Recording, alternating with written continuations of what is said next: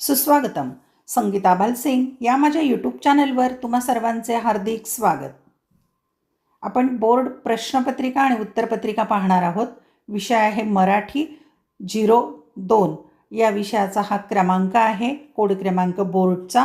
आणि ही प्रश्नपत्रिका किंवा कृतीपत्रिका आहे 12 फेब्रुवारी 2026ची, म्हणजे याच वर्षीची ही प्रश्नपत्रिका किंवा कृतीपत्रिका आहे.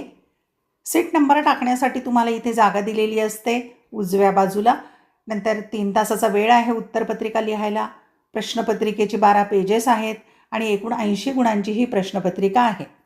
आजपर्यंत प्रत्येक वर्षामध्ये 2 बोर्ड परीक्षा या क्रमाने 5 ते 10 बोर्ड प्रश्नपत्रिका आणि त्याची उत्तरंसुद्धा, म्हणजे उत्तरासहित व्हिडिओ जर पाहायचे असतील तर या चॅनलची प्लेलिस्ट पाहून घ्या. म्हणजे मागच्या 5-7 प्रश्नपत्रिका जर तुम्ही अभ्यासल्या तर येणाऱ्या परीक्षेमध्ये तुम्हाला अतिशय फायदा होईल. चला तर पाहूया 12 फेब्रुवारी 2026ची ही बोर्डाची, महाराष्ट्र बोर्डाची प्रश्नपत्रिका. उत्तरं कशी लिहायची ते समजून घेऊ. कृतीपत्रिकेमध्ये सूचना दिलेल्या असतात, वाचून फॉलो करायच्या. 1. आकलन कृती व व्याकरण यामधील आकृत्या आणि चौकटी पेनाने अथवा पेन्सिलीने व्यवस्थित काढाव्यात. 2. स्वच्छता, नीटनेटकेपणा व लेखन नियमानुसार लेखन याकडे जाणीवपूर्वक लक्ष द्यावे. आणि नवीन कृती नवीन पानावर लिहायची आहे. आता या कृतीपत्रिकेमध्ये 5 भाग आहेत: गद्य, पद्य, कथा, उपयोजित मराठी, व्याकरण व लेखन. आता या सगळ्यांची उत्तरं एका व्हिडिओमध्ये घेणं खूप कठीण आहे, म्हणून मी त्याचे 5 भाग केलेत. पहिल्या भागामध्ये गद्य म्हणजे धडे यावरच्या ज्या कृती आहेत त्या सोडवून झालेल्या आहेत. तो व्हिडिओ पाहायचा असेल तर या चॅनलची प्लेलिस्ट पाहून घ्या, तिथे तुम्हाला मिळेल. विभाग दुसरा पद्य म्हणजे कविता आत्ता आपण सोडवणार आहोत. आणि पुढील विभाग लवकरच व्हिडिओ मी अपलोड करेल, पण मी केव्हा व्हिडिओ अपलोड करेल हे तुम्हाला समजणार नाही. त्यासाठी तुम्ही जर चॅनल सबस्क्राईब केलं तर मी अपलोड केलेल्या व्हिडिओचं नोटिफिकेशन तुम्हाला मिळेल. चला पाहूया विभाग दुसरा पद्य. विभाग 2 पद्य 16 गुण, म्हणजे कविता जेवढ्या आहेत त्या कवितांना एकूण 16 गुण आहेत. त्यापैकी काही कवितांच्यावरच कृती येतात. कृती क्रमांक 2 अ. खालील कवितेच्या आधारे सूचनेनुसार कृती करा. 8 गुणांच्यासाठी ही कृती आहे. आणि कविता पुढच्या पानावर आहे. आता ही प्रश्नपत्रिका मी यापूर्वीच अपलोड केलेली आहे. आज आपण उत्तरे पाहूया. 1. चौकटी पूर्ण करा 2 गुणांच्यासाठी. आषाढ घनाच्या पदविन्यास खुना, य आणि र अशी 2 उत्तरं लिहायची आहेत. थांब जरा आषाढ घना ही कविता आहे बोरकरांची, बाबा बोरकर, त्यावर ही चौकट सोडवायची आहे कवितेवरून. आता आपण उत्तर पाहूया. आषाढ घनाच्या पदविन्यास खुना, य कोमल पाचूंची शेते, र प्रवाळ माती मधली अवते.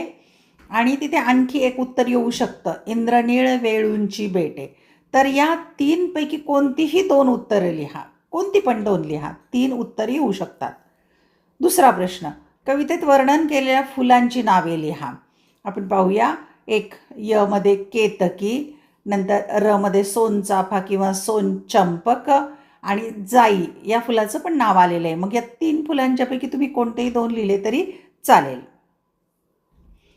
कविता आहे रे थांब जरा आषाढ घना, बघू दे दिठी भरून तुझी करुणा, कोमल पाचूंची ही शेते, प्रवाळ माती मधली अवते, इंद्रनीळ वेळूंची बेटे, या तुझ्याच पदविन्यास खुना, रोमांचित ही गंध केतकी, फुटे फुली ही सोन चंपकी, लाजून या जाईच्या लेकी, तुझ चोरून बघती पुन्हा पुन्हा, उघड गगन कर घडीभर आसर, आणि खुले कर वासर मनी घर, वाहू दे या तव किमयेवर, कोवळ्या नव्या हळदुव्या उन्हा, कणस भरू दे जीवस दुधाने, देठ फुलांचा अरळ मधाने, कंठखगांचा मधुगानाने, आणीत शहारा तृणपर्णा, आश्लेषांच्या तुषार स्नानी, बिवून पिसोळी थव्या थव्यांनी, रत्नकळा उदळीत माध्यांनी, न्हानोत इंद्रवर्णात वना, काळोखाची पीत आसवे, पलवीत उमलता काजवे, करू दे मज हित गुजते आसवे, निरखित जळातील विधुवदना.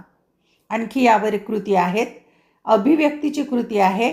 आषाढातील पावसाचा तुम्ही घेतलेला अनुभव तुमच्या शब्दात शब्दबद्ध करा किंवा स्पष्ट करा. 4 गुण आहेत.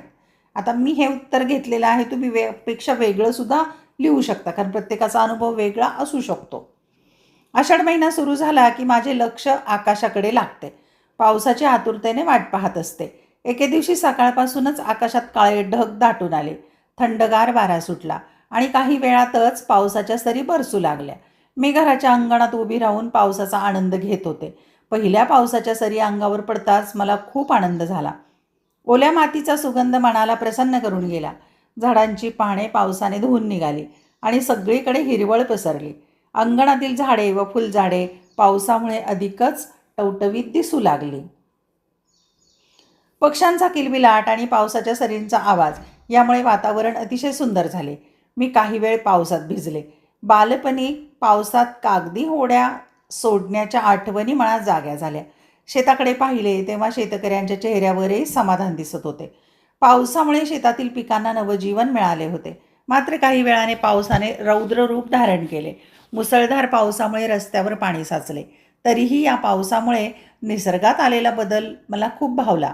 आषाढातील हा पाऊस माझ्यासाठी केवळ पाऊस नव्हता, तर निसर्गाने दिलेली आनंदाची आणि नवचैतन्याची सुंदर भेट होती. हा अनुभव मी कधीही विसरू शकणार नाही.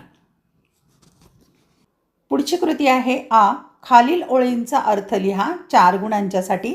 आणि या 4 ओळी आहेत रंग माझा वेगळा या कवितेतील सुरेश भटांची ही गझल आहे, त्यातल्या 4 ओळी. कोण जाणे कोठून या सावल्या आल्या पुढे, मी असा की लागती ह्या सावल्यांच्या हिजळा. राहती माझ्या सवे ही आसवे गीतांपरी, हे कशाचे दुःख ज्याला लागला माझा लळा. याचा आपण अर्थ पाहूया. उत्तर. कवी सुरेश भट यांच्या रंग माझा वेगळा या प्रसिद्ध गझलमधील या ओळी आहेत. यात कवीने आपल्या दुःखाची आणि दुर्दैवाने तीव्रतेची अतांग जाणीव करून दिली आहे. सावल्या थंडाव्यात देणारा सुद्धा उष्णता व झळा देतात आणि डोळ्यातील अश्रू जणू सोबतीला गाण्यासारखे नित्य राहतात. असा हतबल करणारा जीवन संघर्ष यातून मांडलेला आहे. ओळींचा सविस्तर अर्थ पाहू. 1. सावल्यांच्या झळा. कोण जाणे कोठून या सावल्या आल्या पुढे, मी असा की लागती या सावल्यांच्या हिजळा. अर्थ.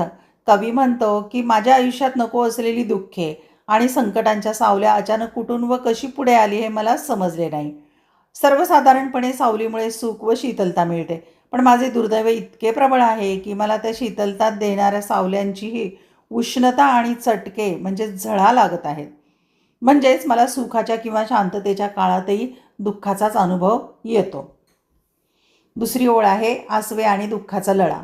राहती माझ्या सवे ही आसवे गीतांपरी, हे कशाचे दुःख ज्याला लागला माझा लळा. अर्थ. कवीच्या आयुष्यात दुःखामुळे अश्रू किंवा आसवे नित्य रात्री त्याच्यासोबत असतात. तेच जणू एखाद्या गोड गाण्यासारखे म्हणजे गीतांपरी त्यांच्या मनाचा ताबा घेऊन नेहमी त्यांच्यासोबतच राहतात.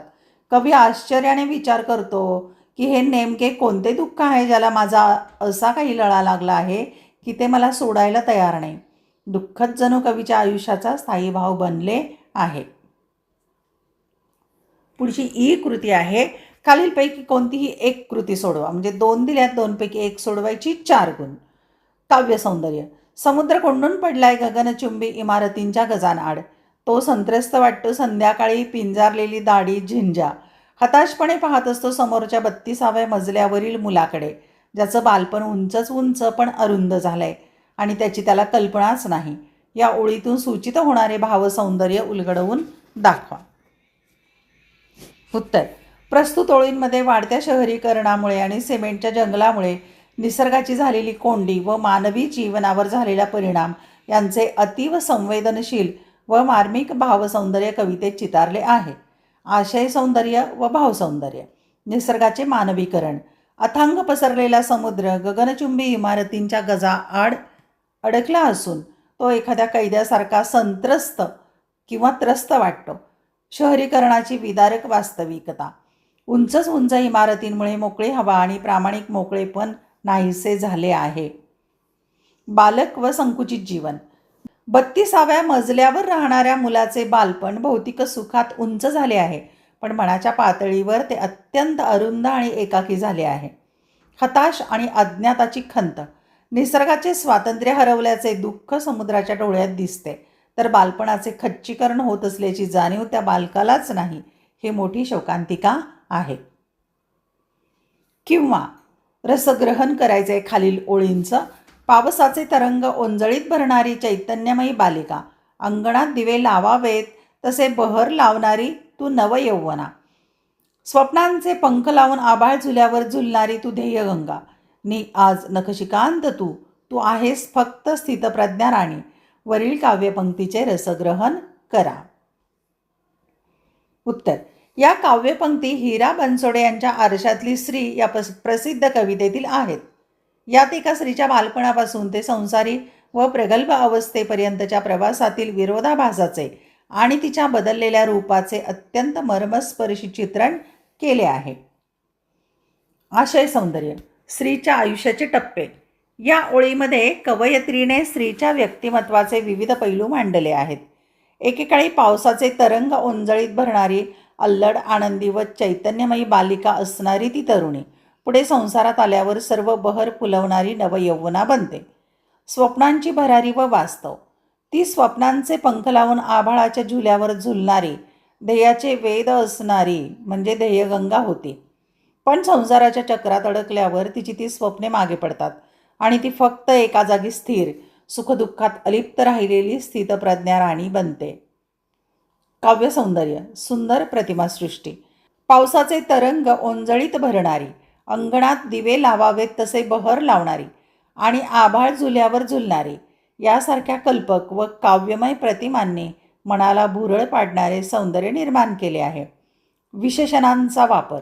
चैतन्यमयी, नवयौवना, ध्येयगंधा आणि स्थितप्रज्ञा या अर्थगर्भ शब्दांमुळे स्त्रीच्या व्यक्तिमत्वाची वाढ आणि विकास आणि नंतर आलेले प्रगल्भ व निरुत्साही वास्तव प्रभावीपणे अधोरेखित होते.